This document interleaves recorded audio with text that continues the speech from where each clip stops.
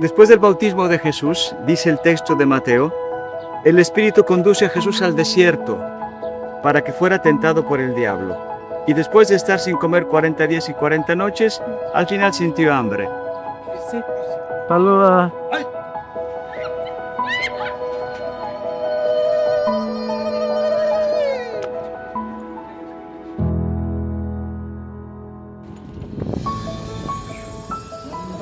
Pastores, vamos a Belén.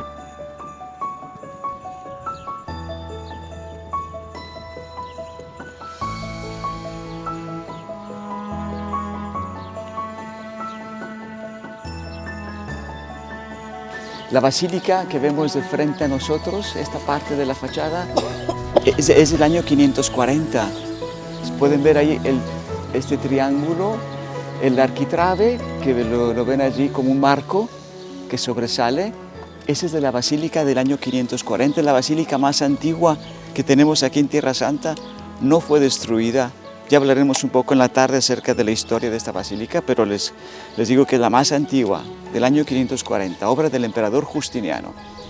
Y todavía está aquí cerrada esta puertita llamada de la humildad, esta puertita. Ya la veremos abierta la abren un poquito más tarde. Entraremos por la parte de los franciscanos. Los franciscanos estamos a un lado de la basílica, tenemos el convento, la iglesia dedicada a Santa Catalina de Alejandría, y por ahí entraremos nosotros a la gruta del nacimiento. En la gruta, donde estaremos para la Eucaristía, tomaremos la misa de la Navidad. ¿Sí? Estamos celebrando la Navidad hoy, esta mañanita. La misa de la aurora tomaremos, y no podemos cantar porque el tiempo lo tenemos limitado. Entonces, si cantamos, pues se nos hace más largo la misa. Entonces, no podemos cantar por esta razón. Ahora, en la gruta, la basílica la compartimos con otras dos iglesias apostólicas, la iglesia griego-ortodoxa y la iglesia armenia. Y ahora la iglesia armenia están celebrando, creo que son oraciones que ellos hacen los armenios, creo que no es la misa. Después, a las 5:55, la gruta pasa a la propiedad de los franciscanos con la primera misa de los frailes, la primera misa católica. A las 6:30, la gruta pasa a manos de la iglesia griega ortodoxa, donde ellos celebran la Eucaristía. Por eso tenemos que estar, los tiempos son importantes para que otras iglesias también tengan la oportunidad, en este caso la iglesia griega ortodoxa, de celebrar puntual 6:30 la Eucaristía que ellos celebran. En la gruta lo que veremos, la gruta es pequeñita, y lo que veremos, una estrella en el piso de 14 puntas, una estrella de plata con una indicación y una fecha, 1717, porque fue en el año en el cual los franciscanos pusieron esa estrella de plata de 14 puntas, recordando la genealogía de Jesús presente en el Evangelio de Mateo. Fue la genealogía de Jesús, representa eso. Y dice una inscripción en latín, aquí de la Virgen María nació Jesucristo. Indica el nacimiento de Jesús.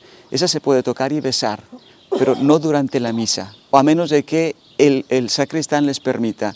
El sacristán ahí nos dará las indicaciones, y si él les permite, bueno, si no les permite, hay que estar atentos a las indicaciones del sacristán. Está la estrella que indica pues el nacimiento de Cristo, y está cerca, a 2 metros, el lugar del pesebre, que es donde celebraremos la misa. ¿Sí? Está el pesebre cubierto de un mármol, porque ahí estaba el pesebre, y de frente, todo es pequeñito allí, es poca distancia, está el altar dedicado a los magos de Oriente, y ahí tenemos la misa. En ese lugar todo es pequeñito, pero para que sepan lo que se presenta ahí en la gruta misma. El lugar del nacimiento indicado por la estrella de plata, y a un lado está el pesebre. Bueno, entonces vamos a entrar por la parte de los franciscanos,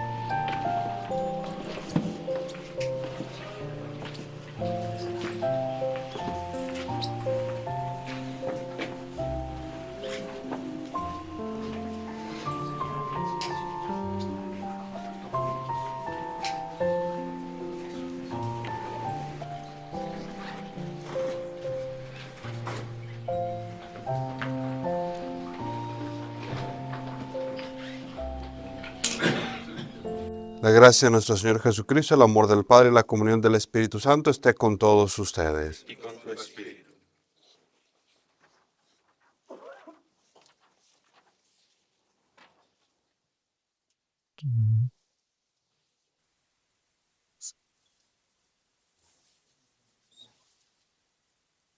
Lectura del libro de Isaías. El Señor hace oír esto hasta el confín de la tierra. Decida la ira de Sión. Mira a tu Salvador, que llega. El premio de su victoria lo acompaña. La recompensa lo procede. Los llamaron pueblo santo, redimidos del Señor. Y a ti te llamarán, búscala. Ciudad no abandonar. Palabra de Dios. Te alabamos, Señor.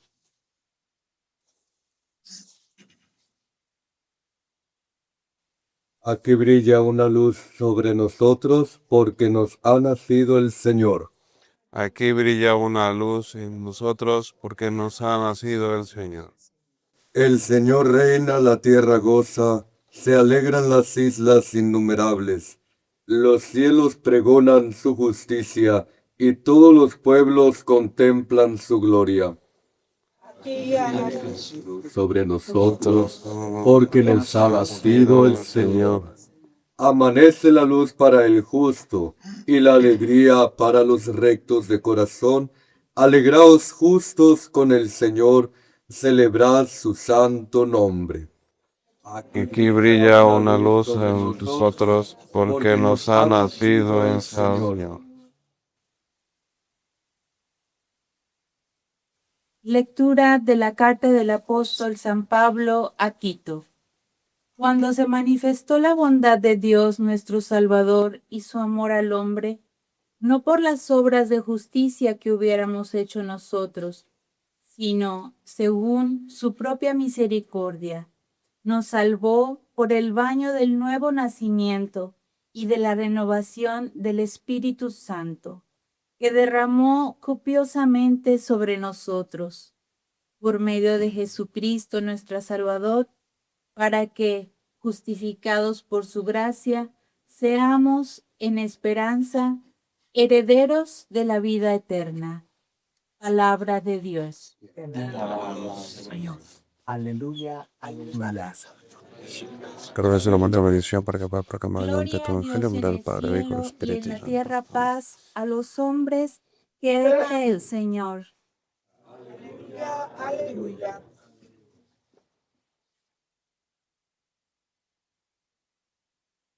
El Señor esté con ustedes. Y con tu espíritu. Proclamación del Santo Evangelio según San Lucas. Gloria a ti, Señor. Cuando los ángeles se marcharon al cielo, los pastores se decían unos a otros: Vayamos pues a Belén y veamos lo que ha sucedido y que el Señor nos ha comunicado. Fueron corriendo y aquí encontraron a María y a José y al niño acostado en el pesebre. Al verlo contaron lo que se les había dicho de aquel niño. Todos los que lo oían se admiraban de lo que les habían dicho los pastores. María, por su parte, conservaba todas estas cosas meditándolas en su corazón. Y se volvieron los pastores dando gloria y alabanza a Dios por todo lo que habían oído y visto, conforme a lo que se les había dicho. Palabra del Señor. Gloria a ti, Señor Jesús. Vamos juntos a hacer nuestra profesión de fe, diciendo: Creo en un solo Dios, Padre Todopoderoso, Creador del cielo y de la tierra, de todo lo visible y lo invisible. Creo en un solo Señor Jesucristo, Hijo único de Dios, nacido del Padre antes de todos los siglos, Dios de Dios, luz de luz, Dios verdadero de Dios verdadero, engendrado, no creado, de la misma naturaleza del Padre, por quien todo fue hecho, que por nosotros los hombres y por nuestra salvación bajó del cielo. Por obra del Espíritu Santo se encarnó de María la Virgen y se hizo hombre. Por nuestra causa fue crucificado en tiempos de Poncio Pilato. Padeció y fue sepultado. Resucitó al tercer día según las Escrituras y subió al cielo. y está sentado a la derecha del Padre, y de nuevo vendrá con gloria para juzgar a vivos y muertos, y su reino no tendrá fin. Creo en el Espíritu Santo, Señor y dador de vida, que procede del Padre y del Hijo, que con el Padre y el Hijo recibe una misma adoración y gloria, y que habló por los profetas. Creo en la Iglesia, que es una, santa, católica y apostólica. Confieso que hay un solo bautismo para el perdón de los pecados. Espero la resurrección de los muertos y la vida del mundo futuro. Amén. Bendito sea, Señor Dios del universo, por este pan, fruto de la tierra y del trabajo del hombre, que recibimos de tu generosidad y ahora te presentamos. Él será para nosotros pan de vida. Bendito seas siempre. Bendito seas, Dios del universo, por este vino, fruto de la vida y del trabajo del hombre, que recibimos de tu generosidad y ahora te presentamos. Él será para nosotros bebida de salvación. Bendito seas.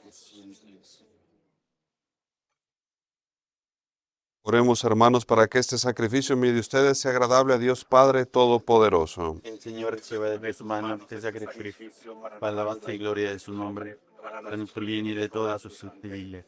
Señor, te pedimos que estas ofrendas sean dignas del misterio de esta Navidad que estamos celebrando, para que del mismo modo que resplandece como Dios el engendrado, como hombre, estos dones terrenos nos comuniquen la vida divina. Por Jesucristo, nuestro Señor. El Señor esté con ustedes.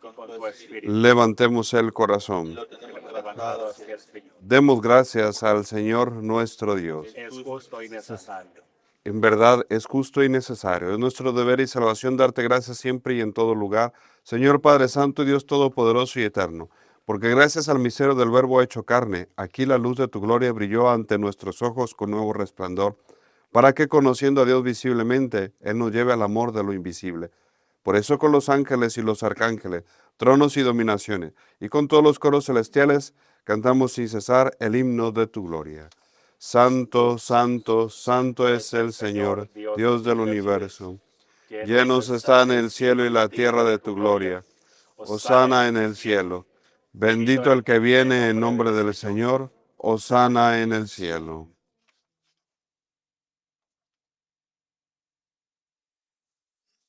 Santo eres en verdad, Señor, fuente de toda santidad.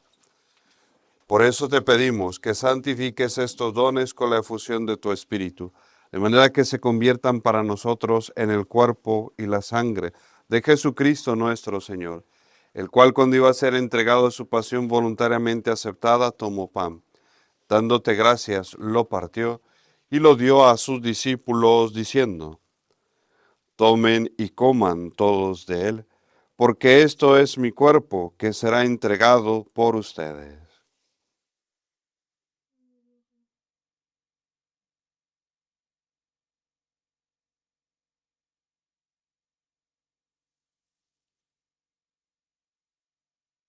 Del mismo modo, acabada la cena, tomó el cáliz, y dándote gracias de nuevo, lo pasó a sus discípulos, diciendo: Tomen y beban todos de él, porque este es el cáliz de mi sangre, sangre de la alianza nueva y eterna, que será derramada por ustedes y por muchos para el perdón de los pecados. Hagan esto en conmemoración mía.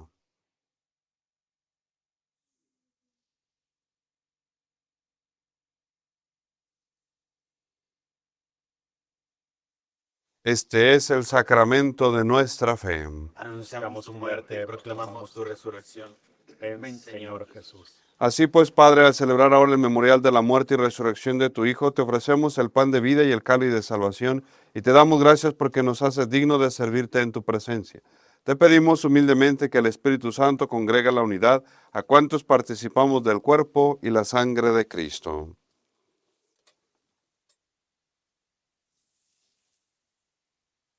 Acuérdate, Señor, de tu iglesia extendida por toda la tierra, y con el Papa Francisco, y con nuestro patriarca Pier Batista, y todos los pastores que cuidan de tu pueblo, llévala a su perfección por la caridad. Acuérdate también de nuestros hermanos que se durmieron en la esperanza de la resurrección, y de todos los que han muerto en tu misericordia. Admítelos a contemplar la luz de tu rostro. en misericordia de todos nosotros. Y así con María, la Virgen Madre de Dios, su esposo San José, los apóstoles y cuantos vivieron en tu amistad a través de los tiempos, merezcamos por tu Hijo Jesucristo compartir la vida eterna y cantar tus alabanzas. Por Cristo, con Él y en Él. A ti, Dios Padre omnipotente, en la unidad del Espíritu Santo, todo honor y toda gloria por los siglos de los siglos. Amén. Llenos de alegría por ser hijos de Dios, digamos confiadamente la oración que Cristo nos enseñó. Padre nuestro que estás en el cielo, santificado sea tu nombre. Venga a nosotros tu reino. Hágase tu voluntad en la tierra como en el cielo. Danos hoy nuestro pan de cada día. Perdona nuestras ofensas, como también nosotros perdonamos a los que nos ofenden. No nos dejes caer en la tentación. Líbranos del mal. Líbranos de todos los males, Señor, y concédenos la paz en nuestros días, para que, ayudados por tu misericordia, vivamos siempre libres de pecado y protegidos de toda perturbación, mientras esperamos la gloriosa venida de nuestro Salvador Jesucristo. Tuyo es el reino, tuyo es el poder y la gloria por siempre, Señor. Señor Jesucristo, que dijiste a tus apóstoles, la paz les dejo, mi paz les doy. No tengas en cuenta nuestros pecados, sino la fe de tu iglesia. Conforme a tu palabra, concédele la paz y la unidad. Tú que vives y reinas por los siglos de los siglos. La paz del Señor esté con todos ustedes. Como hijos de Dios, intercambien un signo de paz.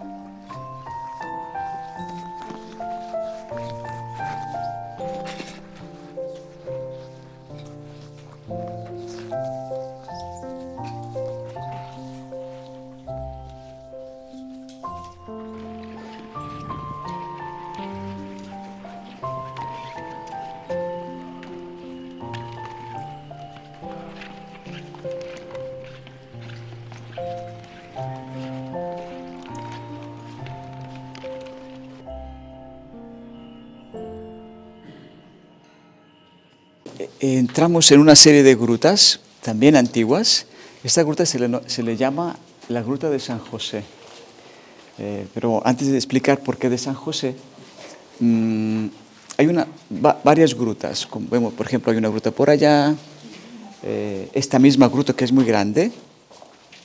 Y si ese muro que ven allí, está ese altar, si quitáramos ese muro, entramos ya a la Gruta del Nacimiento. De hecho, estábamos allí, del otro lado del muro. La Iglesia griega ortodoxa a veces escucha el incensario que tiene cascabeles, porque la liturgia oriental tiene cascabeles con el incensario, lo que hace un mito, ¿no? El incienso. Y hay un túnel por aquí, con una puerta que conduce a la Gruta del Nacimiento. Esa gruta donde estuvimos es el lugar del nacimiento, porque desde el primer siglo fue venerado ese lugar. Por ejemplo, no fue acá el lugar del nacimiento, porque este lugar nunca fue venerado. No obstante, estaba a un par de metros. Ese es el lugar donde celebramos la Eucaristía. El pesebre estaba allí, está hoy recubierto, desde hace siglos, recubierto con un mármol, porque ahí estaba el pesebre, está el espacio donde estuvo el pesebre. Y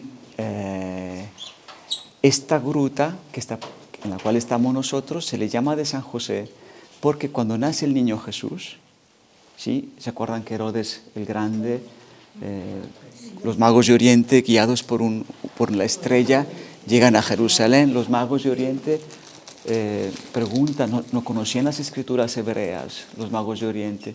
Ellos eran expertos en el movimiento de los astros y habían visto un fenómeno particular, que había nacido un príncipe, un rey al pueblo hebreo, y han venido para verle, para adorarle, y van con Herodes el Grande. Y Herodes el Grande dice, como otro rey además de yo, entonces no es posible. Y ya con los expertos de la ley, de la Biblia, Sí, en Belén, así lo habla el profeta Miqueas, al capítulo 5, una profecía antigua, que en Belén iban a ser el Mesías. Y cuando Herodes les dice a los magos, bueno, vayan y cuando lo encuentren me avisan para que también yo vaya a adorarle. Vienen los magos, encuentran al niño, le adoran, le presentan sus regalos, y los magos en sueños se les avisa de no regresar con Herodes, porque Herodes no quería adorarle al niño, quería matarle. Entonces los magos se van por otro lado. En tanto, Herodes, cuando se entera, lleno de enojo, de furia, manda matar a los niños menores de 2 años. San José aquí recibe un aviso en sueños. José toma al niño y a su madre y huye a Egipto porque Herodes busca al niño para matarle. Por eso se le conoce esta gruta de San José, porque aquí, al menos la tradición antigua local, nos sitúa aquí. Y San José toma a la Virgen María, al niño, y huye en Egipto.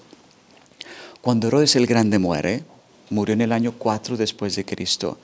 En Egipto, un ángel le dice a San José, puedes regresar ya a la tierra de Israel porque ya murieron aquellos que querían dar muerte al niño. Y bueno, José regresa. Su intención, dice que el Evangelio de Mateo, era regresar a esta zona de Judea, pero como estaba gobernando Arquelao, lo dice el texto del Evangelio, Arquelao es el hijo de Herodes el Grande. Entonces José, por prudencia, mejor se fue a vivir a Nazaret. Nazaret lo conocemos, ¿verdad? Sí. Pero bueno, esa gruta llamada de San José. Y esta zona de grutas fueron veneradas por los primeros cristianos de origen judío, los nazarenos famosos, que conservaban las memorias en Nazaret, en Cafarnaum, aquí en Belén, esta gruta, en el Monte de los Olivos, que ya haremos los recuerdos, y en el Monte Sión, donde está el cenáculo y todo ese lugar. Y ellos conservaban las memorias, los judíos cristianos. Y en este lugar de grutas también quisieron ser sepultados. Y esa gruta donde está el Padre Freddy son las más antiguas, son del año 100, siglo II después de Cristo. Son diferentes tumbas a arco solio, es decir, hay un arco decorativo, está el lecho fúnebre, un banco mortuorio, y está el arco solio, un arco en piedra. Hay varias que son las más antiguas, son del siglo II después de Cristo.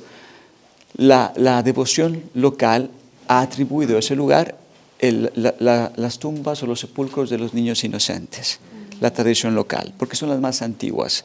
Después, el periodo bizantino, siglo IV, siglo V, después de Cristo estamos hablando, los cristianos, algunos de ellos, quisieron ser sepultados aquí y fueron sepultados en esta especie de grutas aquí. ¿Sí? Son tumbas de ese periodo, del siglo IV, siglo V después de Cristo.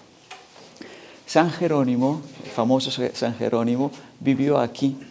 San Jerónimo es importante, un padre de la Iglesia, y él era el secretario del Papa San Dámaso. Y él, San Jerónimo, quería venir para acá, a Tierra Santa, pero como era el secretario, pues no podía, el secretario del Papa, imagínense, del Papa San Dámaso. Y el Papa San Dámaso le encarga a San Jerónimo de revisar, había una versión de los evangelios en latín, la Vetus Latina, porque San Jerónimo sabía muchas lenguas, sabía latín, sabía griego y sabía también hebreo y arameo, imagino también, hebreo arameo lo sabría. Y bueno, él revisa esa versión de los evangelios en latín, y cuando el Papa muere en el año 384, Papa San Dámaso, él pues ya está libre de ese empeño, de esa responsabilidad de ser secretario, y viene a Tierra Santa porque era su deseo.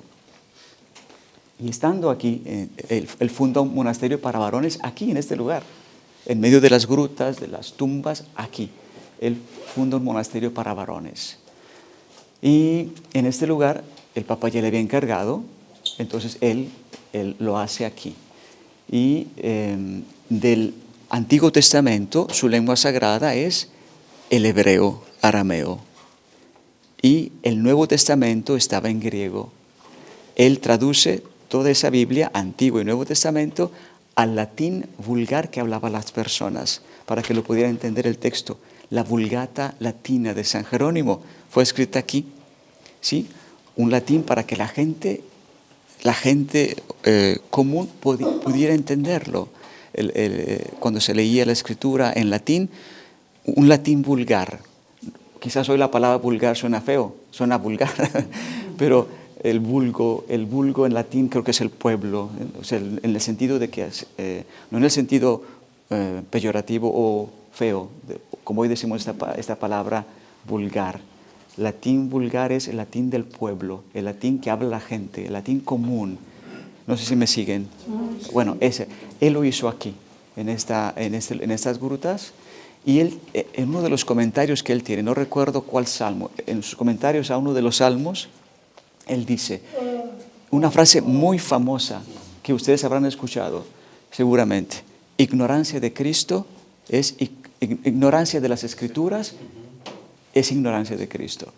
Si no conocemos las Escrituras, no conocemos a Cristo.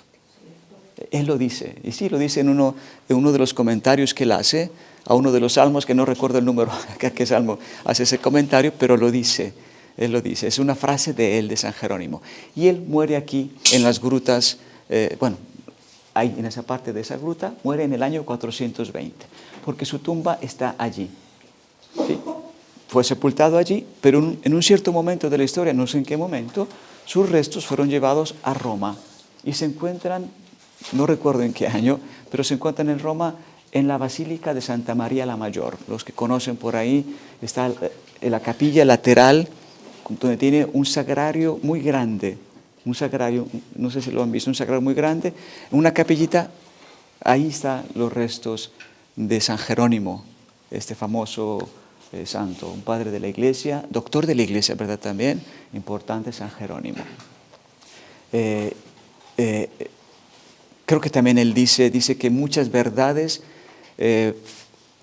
no fueron puestas por escrito, muchas verdades fueron reveladas y son transmitidas oralmente, porque la tradición oral tiene mucha fuerza aquí. San Jerónimo también lo dice, muchas verdades no fueron puestas por escrito. Imaginemos, por ejemplo, esta verdad que es dogma de fe de la asunción de María al cielo, no está escrito, ¿sí? A veces nos critican a los católicos, ¿dónde está escrito que la Virgen María se fue al cielo? No está escrito, está la tradición antigua de Jerusalén, de la Iglesia Madre de Jerusalén. Sí hay cosas escritas, no en la Biblia, pero hay documentos de la Iglesia Madre de Jerusalén que les voy a leer en el momento, en la tumba de la Virgen María. Pero San Jerónimo dice, hay verdades de fe que no fueron puestas por escrito, fueron y son transmitidas de la manera oral, porque tiene una fuerza la tradición oral importante. Bueno, entonces, ¿ahora qué hacemos? Si quieren hacer un par de fotografías aquí, la primera tumba de San Jerónimo, y los espero arriba, ¿sí? Bueno.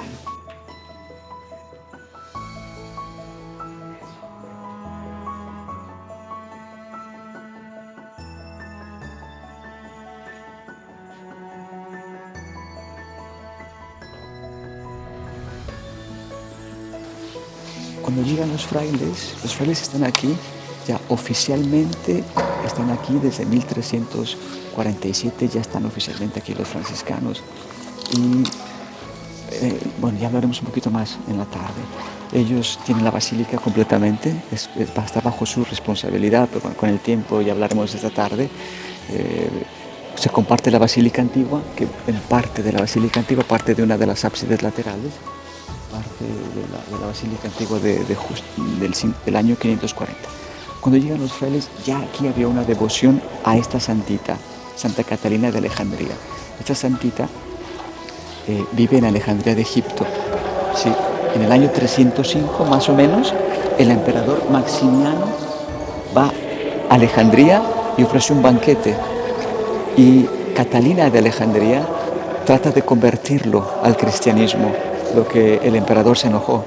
Y para castigar a esta mujer, le impone un debate con 50 sabios del imperio allá en Alejandría. Y Santa Catalina, sabia, los convirtió a esos 50 sabios paganos en Alejandría, los convirtió, lo que causó la cólera del emperador Maximiano, y manda torturar a Santa Catalina con una rueda como con fierros agudos, filosos, tipo cuchillos, algo así. que de hecho la representan allí a ella con el instrumento de su martirio, ¿sí? Una rueda como con cuchillos, pero al contacto de su cuerpo con este instrumento de martirio, la rueda se rompió. Y entonces el emperador decidió cortarle la cabeza. ¿Sí? Ese es una santa de ese momento, del año 305, en Alejandría de Egipto. Esa devoción llegó aquí y los frailes la mantuvieron. Por eso la patrona de la iglesia de los franciscanos es ella, Santa Catalina de Alejandría. El niño Jesús que ven aquí, en este altarcito, está la Inmaculada Concepción, y este niño que ven aquí, esta talla, fue hecha en Barcelona y se usa solamente para la misa de gallo, para la misa de Navidad. Se usa para la misa y el obispo de Jerusalén, después de la misa, lo lleva en procesión y lo deja en la estrella. Se canta el Evangelio cuando María da luz a su hijo, lo cubre con pañales y el diácono le pone un pañalito, una telita decorada, como un icono, pero en tela, lo cubre. Y después el niño es llevado al pesebre, siguiendo el Evangelio de Mateo y de Lucas. Pero se usa esa imagen del niño Jesús. La reliquia que ven allí, esa reliquia que ven allí, con un pedacito de madera, el Papa Francisco, Santa Elena viene a Tierra Santa en el año 326 y ella visita los lugares santos. Y gracias a ella se construyen también iglesias. El emperador Constantino las manda a construir. Aquí se construyó una iglesia muy grande, que hay elementos que ya vieron ahí en la iglesia antigua. Hay varios elementos de la iglesia de Constantino o de Santa Elena, porque es ella quien quiere lugares dignos aquí en Tierra Santa, lugares dignos de lo que se conmemora, del evento que sucedió. Y la tradición dice que Santa Elena se llevó el pesebre de madera a Roma. Parte del pesebre en madera está en la Basílica de Santa María la Mayor.